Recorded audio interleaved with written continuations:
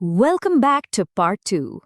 पिछले एक्सप्लेनर में हमने देखा था कैसे 1857 की क्रांति की आग असम तक पहुंची और कैसे मनीराम दीवान ने वहां अंग्रेजों को चैलेंज किया। उनकी कोशिश अनफॉर्चुनेटली फेल हो गई, बट उसने एक ऐसी चिंगारी जला दी जो आगे चलकर एक बड़ी आग बनने वाली थी। चलिए देखते हैं आगे क्या हुआ। चलिए वापस आते हैं। 1857 का रिवोल्ट फेल हो गया, मनीराम दीवान को फांसी दे दी गई और इसके बाद आया क्वींस प्रोक्लेमेशन, जिससे लोगों को लगा चलो अब शांति होगी, थोड़ी राहत मिलेगी। लेकिन यार हुआ इसका ठीक उल्टा। 1857 के रिवोल्ट को दबाने में ब्रिटिश गवर्नमेंट का खजाना बिल्कुल खाली हो गया था। एक बहुत बड़ा इकोनॉमिक क्राइसिस था और इस घाटे को पूरा करने का उन्होंने एक ही तरीका निकाला, असम के आम लोगों पर और ज्यादा और भारी टैक्स लगाकर। जरा स्लाइड पे नजर डालिए। ये नंबर्स सिर्फ नंबर्स नहीं है, ये लोगों के दर्द की कहानी है। सिर्फ 16 साल के अंदर आप देखिए कामरूप, दरंग, नावगांव, हर बड़े जिले में लैंड रेवेन्यू को सीधा डबल कर दिया गया। सोचो, डबल। अंग्रेजों को 1857 की क्रांति दबाने में जो 14 मिलियन पाउंड्स का घाटा हुआ था, वो उसकी पूरी कीमत असम के किसानों से वसूल रहे थे। ये सिर्फ टैक्स बढ़ाना नहीं था, ये लोगों की कमर तोड़ना था, लिटरली। तो इस जबरदस्त जुल्म के खिलाफ लोगों ने आवाज कैसे उठाई? इस एक्सप्लेनर में हम उसी संघर्ष की कहानी को 5 इंपॉर्टेंट चैप्टर्स में समझेंगे। पहले हम देखेंगे कैसे राइज मिल्स यानी लोगों की अपनी असेंबलीज ने विरोध की नींव रखी। फिर हम चलेंगे फुलागुरी, जहां किसानों ने पहली बार अंग्रेजों के खिलाफ आवाज उठाई। उसके बाद हम देखेंगे नो टैक्स कैंपेन की आग कैसे फैली, पहाड़ों में गूंजती आज़ादी की ललकारों को सुनेंगे और आखिर में मणिपुर के राजमहल में छड़े संघर्ष को भी समझेंगे। Okay, so section 1, the rise mill, the people's assemblies. जब सरकारी जुल्म हद से बढ़ गया ना, तो आम लोगों ने एक ऐसे तरीके से जवाब दिया जिसकी उम्मीद अंग्रेजों को बिल्कुल नहीं थी। उन्होंने अपनी खुद की असेंबलीज बनानी शुरू कर दी। अब सवाल ये है कि एक ऐसी सुपर पावर के सामने, जिसके पास सेना थी, कानून था, पूरा एडमिनिस्ट्रेशन था, उसके खिलाफ आम किसानों ने अपनी आवाज कैसे उठाई होगी? उनके पास इनमें से कुछ नहीं था। उनके पास थी सिर्फ एक चीज, कम्युनिटी की ताकत, एकता। और इसी ताकत का नाम था राइज मिल। ये एक तरह की पीपल्स असेंबली थी। सोच लीजिए, ये कोई फॉर्मल पॉलिटिकल पार्टी या ऑर्गेनाइजेशन नहीं थी, बिल्कुल नहीं। इन्हें गांव के सीनियर लोग जैसे गांव बुढ़ा, दोलोई या गोसाई लीड करते थे। इनका मकसद था गांव के मुद्दे डिस्कस करना, मिलकर फैसले लेना और एकजुट होकर अपनी बात रखना। और सबसे खास बात ये थी कि इनमें हर जाति, हर धर्म के लोग शामिल हो सकते थे। यही राइज मिल्स थे जिन्होंने आम किसानों को पॉलिटिकली कॉन्शियस बनाया, उन्हें उनकी ताकत का एहसास दिलाया। राइज मिल्स की पूरी फिलॉसफी, उनका पूरा बिलीफ सिस्टम इस एक असामीज कहावत में छिपी है, रायजे रोजा ज्ञातिये गंगा। इसका मतलब है लोग ही राजा हैं और कम्युनिटी ही गंगा जैसी पवित्र है। ये सिर्फ एक कहावत नहीं थी दोस्तों, ये एक विश्वास था कि असली ताकत, रियल पावर लोगों के हाथ में है। और इसी विश्वास ने आने वाले सभी विद्रोह की नींव रखी। सेक्शन 2, फुलागुरी धावा, the first uprising. Rise mills में जो गुस्सा धीरे धीरे उबल रहा था ना, वो 1861 में फुलागुरी में आकर फट पड़ा। ये असम के इतिहास का पहला बड़ा ऑर्गेनाइज्ड आम किसानों का हिंसा भरा विद्रोह था। और इसकी वजह सीधी और साफ थी, अंग्रेजों की आर्थिक नीतियां, उनकी इकोनॉमिक पॉलिसीज। तो आखिर फुलागुरी में इतना गुस्सा क्यों था? 2 बड़े ट्रिगर्स थे। पहला, ब्रिटिश ने पॉपी यानी अफीम की खेती पर पूरी तरह से बैन लगा दिया। फुलागुरी के इलाके में टिवा कम्युनिटी के लिए ये कमर्शियल कल्टीवेशन उनकी रोजी रोटी का मेन जरिया था, तो एक झटके में उनका इनकम सोर्स चला गया।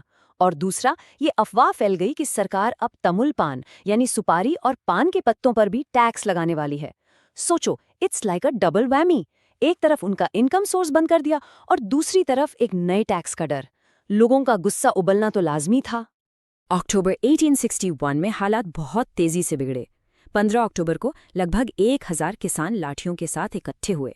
2 दिन बाद डेप्यूटी कमिश्नर स्कॉन्स ने उनसे मिलने से न सिर्फ मना कर दिया, बल्कि उनकी बेइज्जती भी की। 18 अक्टूबर तक गुस्सा इतना बढ़ चुका था कि अब 4000 से ज्यादा लोग जमा थे। उन्हें कंट्रोल करने के लिए लेफ्टिनेंट सिंगर को भेजा गया और उसने वहां आते ही भीड़ से उनकी लाठियां छीनने का ऑर्डर दे दिया। बस यही चिंगारी काफी थी। एक झड़प शुरू हुई।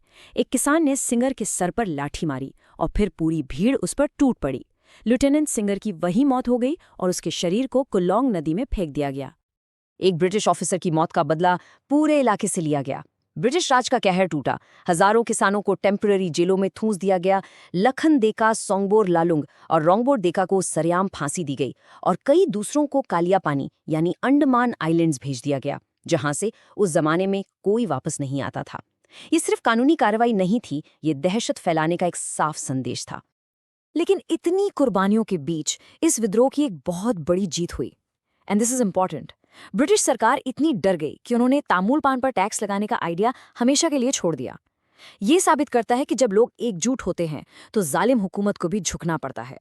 फुलागुरी धावा आगे आने वाले आंदोलनों के लिए एक जबरदस्त इंस्पिरेशन बन गया। Section 3 Assam riots 1893-94 the no tax campaign. You think अंग्रेजों ने फुलागुरी से कुछ सीखा होगा, राइट? नोप, बिल्कुल नहीं। लगभग 30 साल बाद 1892 में उन्होंने लैंड रेवेन्यू को 70 से 100% तक बढ़ा दिया। इस बार आग सिर्फ एक जगह नहीं बल्कि पूरे लोअर असम में फैल गई। कामरूप डिस्ट्रिक्ट का रंगिया इस आंदोलन का गढ़ बना। यहाँ किसानों ने सीधा नो टैक्स कैंपेन छेड़ दिया। 24 दिसंबर 1893 को भीड़ ने रंगिया बाजार पर धावा बोल दिया। लेकिन उनका टारगेट आम दुकानदार नहीं थे, उनका टारगेट थे मारवाड़ी महाजन, वो मनी लेंडर्स जिन्होंने किसानों को कर्ज देकर उनकी जमीन के कागज अपने पास गिरवी रखे थे। भीड़ ने उनके सारे कागज जला दिए।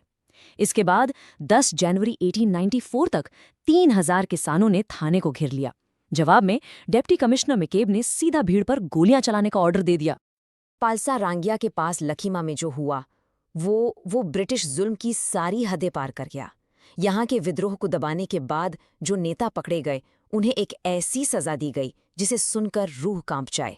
उन्हें बैलों की तरह जुए योक्स में बांधकर लोगों के सामने परेड करवाया गया।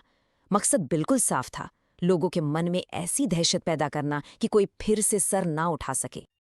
और अब आते हैं इस दौर के सबसे दर्दनाक, सबसे काले चैप्टर पर, पत्थरों घाट। तारीख याद रखिएगा, 28 जनवरी 1894। दरंग डिस्ट्रिक्ट का ये छोटा सा गांव असम के जालियावाला बाग के नाम से भी जाना जाता है और इसकी वजह बहुत अहम है। यहाँ क्या हुआ था? हजारों किसान बढ़े हुए टैक्स के खिलाफ शांतिपूर्ण तरीके से प्रोटेस्ट कर रहे थे। Deputy commissioner J.D. एंडरसन पूरी फोर्स के साथ वहां पहुंचा। किसानों ने हटने से मना कर दिया। इस पर एंडरसन ने बिना किसी चेतावनी के फायरिंग का ऑर्डर दे दिया। गैर सरकारी आंकड़ों के मुताबिक 140 निहत्थे किसान मारे गए और सरकारी रिकॉर्ड सिर्फ 15। The difference is shocking. ये एक कत्ले आम था, एक मैसेकर जिसे छुपाने की पूरी कोशिश की गई। Section 4 the hill uprisings. लेकिन ये लड़ाई सिर्फ मैदानों में नहीं लड़ी जा रही थी। While all this was happening, इसी दौरान असम के पहाड़ी इलाकों में भी आग लगी हुई थी। और यहाँ लड़ाई सिर्फ टैक्स की नहीं थी, यहाँ लड़ाई थी अपनी ऑटोनॉमी, अपनी पहचान और अपने जीने के तरीके को बचाने की। सबसे पहले बात करते हैं जयंतिया रिवॉल्ट की। इसके हीरो थे उकियांग नोंगबा। ब्रिटिश ने जयंतिया हिल्स को अपने कब्जे में लेने के बाद उनके ट्रेडिशनल लाइफस्टाइल पर अटैक करना शुरू कर दिया। उन्होंने हाउस टैक्स लगा दिया, कम्युनिटी फिशिंग और जंगल से लकड़ी इकट्ठा करने पर रोक लगा दी। बेसिकली उनके जीने के हर तरीके पर कंट्रोल करना चाहते थे। इसके जवाब में उकियांग नोंगबा की लीडरशिप में जयंतियाज ने विद्रोह कर दिया। उन्होंने ब्रिटिश कैंप पर हमला किया, सड़कें ब्लॉक कर दी, लेकिन आखिर में उकियांग नोंगबा को धोखे से पकड़ लिया गया और उन्हें जोवाई में सबके सामने फांसी दे दी गई। और ये प्रतिरोध अलग अलग पहाड़ों में फैल रहा था। नॉर्थ कचार में संबुधन कचारी के नेतृत्व में दिमासा लोगों ने अंग्रेजों के खिलाफ लड़ाई छेड़ी, जिसमें ब्रिटिश ऑफिसर मेजर बॉयड मारा गया। वहीं दूसरी तरफ नागा हिल्स में भी आग लगी हुई थी। 1878 में अंगामी नागाज ने ब्रिटिश ऑफिसर डिमांटे को मारकर कोहिमा को घेर लिया था। भले ही अंग्रेजों ने इन दोनों विद्रोह को अपनी मिलिट्री ताकत से कुचल दिया, but it proved one thing, पहाड़ी लोग अपनी आज़ादी के लिए आखिरी सांस तक लड़ेंगे। सेक्शन 5 मणिपुर का संघर्ष। और अब हम अपने आखिरी चैप्टर पर आते हैं। यहाँ की कहानी थोड़ी अलग है। यहाँ लड़ाई टैग्स या ज़मीन की नहीं थी, बल्कि एक नेटिव किंगडम की सॉवरेनिटी की थी और ब्रिटिश पॉलिटिकल इंटरफेरेंस के खिलाफ थी। कहानी शुरू हुई 1890 में मणिपुर के राज परिवार के एक आपसी झगड़े से। अंग्रेजों ने इस मौके का फायदा उठाने की कोशिश की। उन्होंने नए राजा कुलाचंद्र पर दबाव डाला कि वो अपने सेनापति तिकेंद्रजित को देश से निकाल दे। क्यों? क्योंकि तिकेंद्रजित लोगों में बहुत पॉपुलर थे और अंग्रेजों के सख्त खिलाफ थे। जब राजा ने मना कर दिया तो असम का चीफ कमिश्नर क्विंटन खुद तिकेंद्रजीत को अरेस्ट करने मणिपुर आ पहुंचा। मणिपुर के लोगों के लिए ये उनकी आज़ादी पर, उनके गौरव पर सीधा हमला था। गुस्से में आई भीड़ ने क्विंटन और उसके 4 साथियों को मार डाला। इसके बाद जो हुआ वो एक्सपेक्टेड था। ब्रिटिश ने एक बड़ी मिलिट्री फोर्स मणिपुर भेजी। बड़ी लड़ाई के बाद उन्होंने सेनापति तिकेंद्रजीत को पकड़ लिया। उन पर ब्रिटिश ऑफिशियल्स को मारने का आरोप लगाया गया और उन्हें सरेआम फांसी दे दी गई। तिकेंद्रजीत आज भी मणिपुर की आज़ादी के एक प्रतीक माने जाते हैं और राजा कुलाचंद्र को देश निकाला दे दिया गया। और इसके साथ ही मणिपुर की आज़ादी का फॉर ऑल प्रैक्टिकल पर्पसेस अंत हो गया। अंग्रेजों ने राज्य पर अपना शिकंजा पूरी तरह कस लिया। आप देखिए, उन्होंने मणिपुर पर 2.5 लाख रुपए का जुर्माना थोपा, फिर 50,000 रुपए का सालाना टैक्स। लेकिन सबसे बड़ी बात ये थी, the final nail in the coffin, उन्होंने एक ब्रिटिश पॉलिटिकल एजेंट को अपॉइंट किया जिसके हाथ में सारी ताकत थी। मणिपुर अब नाम का ही राज्य था, असली कंट्रोल लंदन के हाथों में था। तो फुलागुरी से लेकर पथारू घाट, जैंतिया हिल से लेकर मणिपुर तक हमने देखा कि कैसे आम लोगों ने, किसानों ने और ट्राइबल कम्युनिटीज़ ने ब्रिटिश राज के खिलाफ अपनी लड़ाई लड़ी। लेकिन एक सवाल सोचने वाला है, हमारी हिस्ट्री की बड़ी बड़ी किताबों में इन अपराइजिंग्स को अक्सर एक छोटा सा फुटनोट क्यों बना दिया जाता है?